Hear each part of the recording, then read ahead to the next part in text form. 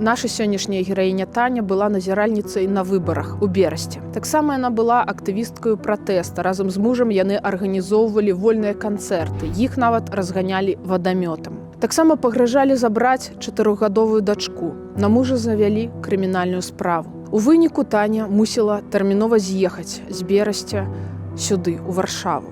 І тут, па першым часе, ёй не было лёгка. А я ведаю Таню таму, што яна адна з першых прынесла рэчы для маёй дачкі, калі я пераехала сюды, у Польшчу, калі была вымушаная эвакуявацца. І сёння мы ідзем у госці да яе. Я ўвогуле з 2008 года назіраю за выбарамі. Мне гэта было цікава і удзельнічала ў праграме міжнароднага назірання. У 2020-м такая актывізацыя пашла, столькі новых ініцыятыў з'явілася на гэту тэму. І я таксама знову аднавіла гэта. Я не магла нармальна пракантраляваць гэты весь працэс. Мне кожны раз прасілі выйсці на каридор і назіраць з каридора. Но я толькі магла падысці, калі вывешвалі гэты пратакол. І была ў такім стане збударажаная, такая раззлаваная на гэтую всю сістэму, што, божа, столькі год і нічога не мяняецца. Я выйшла, а там столькі людзей было на вуліцах, і якось так нечакана стварылась калона, і я пайшла ў той калоне. Я нават не ведаю, куды ішлі. Просто якось так спантанна, стыхійна пайшлі, і ўсе былі такія самыя раззлаваныя, як я. Я адчула, што я не адна і што можа штосьці змяніцца. Мы арганізоўвалі такія пікеты. Арганізоўваў мой муж, Віктор Клімус. Да перамогі! І я яму дапамагала, мы ўсё рабілі разам, каб людзі выходзілі і баставалі, каб не выходзілі на працу. І выхадзілі на плошчу, ставілі там калонкі, свабодны мікрафон, каб кожны мог высказацца, што яго на мыслі. Протокол официальный, номер 87, город Брест, Московский район. Победила Светлана Тихановская, 70%! 70%!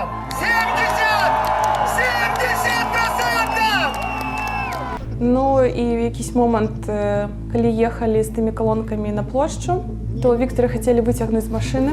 Яго хацелі затрымаць, але ён проста закрыўся ў машыне і не выходзіў. І я сазвала ўсіх людзей, которые ўжо прыйшлі на плошчу, і яны акружылі машыну, і карацей, там такі двіж пачаўся, і яны не маглі яго так проста выцягнуць з той машыны. Ім не ўдалася, але яны потым канфіскавалі машыну.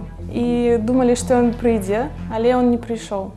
Потым я вадзіла дачку ў садок, і папросту якийсь дзень мне выхавацелька сказала, што вы ведаеце, мы ўсё ведаем, што вы там актыўна сябе праяўляеце. Ведаеце, чым можа гэта скончыцца, што мы можам вашу дачку паставіць на такі улік. І што гэта можа скончыцца тым, што вас лішат прав. Спужалася, зразумела і перастала проста вадзіць дачку ў садок. Брала ёй з сабой да працы. Но Віктора шукалі вельмі моцна, і он не мог жыць уже просто в дому. На яго завялі ўгалоўную справу і прыйшлі да нас з обшукам. Вельмі нас напугалі, таму што яны прыехалі з пажарнай машынай і хацелі влезть нам на 4-й паверх. Ім не ўдалася, і яны балгаркай хацелі распіліць дзверы. Вляцелі як в притон. Пачалі крычаць, шукалі Віктора, пачалі выварачваць шафы, а мы сидзім просто з рагнедай, так, абняўшыся з такімі вачыма і не ведаем, што нам рабіць. І пасля гэтага ўсяго, я баялася, што яны забяруць рагнеду, я баялася, што мяне там затрымаюць, карацей, было вельмі страшна. Я той самы дзень сабрала рэчы і поехала в Варшаву. Цяжка было маральна, цяжка было з'язджаць. Я разумела, што з'язджаю не на дзень, не на месяц, так, што гэта ўсё можа зацягнуцца. Зараз ужо цэлы год прайшоў. Я адчуваю сябе больш так спакойна. Але я не ведаю, што ў гэтым было самае цяжкае. Думаю, што такое асабістае, так, бо разышліся мы з Віктарам, як ён сюды прыехаў. не вытрымалі гэтага ўсяго. Ну, быў такі час, што не было за што есць. І добра, што ў тым маменце Рагнеда была з ім, і ён мог там яе пакарміць. Спачатку быў аптымізм такі моцны, што мы пераможам, што нас так шмат, што цэлая страна выйшла на вуліцы. Але потым, як пачалі там ціснуць, як перасажалі людзей, як там гвалцілі, білі, там гэта ўсё страшна. Добра, што нас гэта не кранула, але я ўсё адчувала як на сябе. Той перыяд быў складаны перад ад'ездам, бо так вагалась, што робіць, чи ехаць, чи заставацца. Можа, гэта скончыцца хутка, а ў мяне бацькі тут інваліды, ім патрэбна дапамога. Тут было цяжка то, што чужая страна, мову не ведаю. Там у меня была свая кватэра, а тут я мушу плаціць, і як я не маю грошай, то можна так сказаць, што няма дзе жыць. Я вельмі адчула тут салідарнасць. Ну, па-першае, калі я прыехала, то мне моя сяброўка Лена са сваім мужам вельмі дапамаглі фінансава. Яны мне з Рагнедай снялі кватэру і дапамагалі мне, там ежу пакупалі і бытавую хімію, карацей. Проста супер-супер дапамога. Вельмі ім удзячна за тое, што ёсць такія людзі. І вельмі мне дапамагла тут ужо польская сям'я, Магда з Яныкам.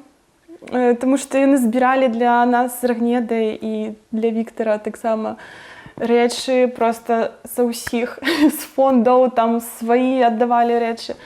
І таксама ежу прынасілі, бытавую хімію. Я разумею, што ўсё роўна час праходзіць, але ўсе праблемы не мінаюць. Можа быць, у цябе ёсць нейкае жаданне ці мара для сябе, альбо, не ведаю, для дачкі, напрыклад? Так, цяжка адразу адказаць. Але хацелася б тут кавалак Беларусі. Не ведаю, якім выглядзе. Можа, кніжак беларускіх, можа, убрання беларускага. Хацелася б беларускага свята для дзяцей. Як называецца наш герб? Погоня. Ага. А якога колеру сцяг?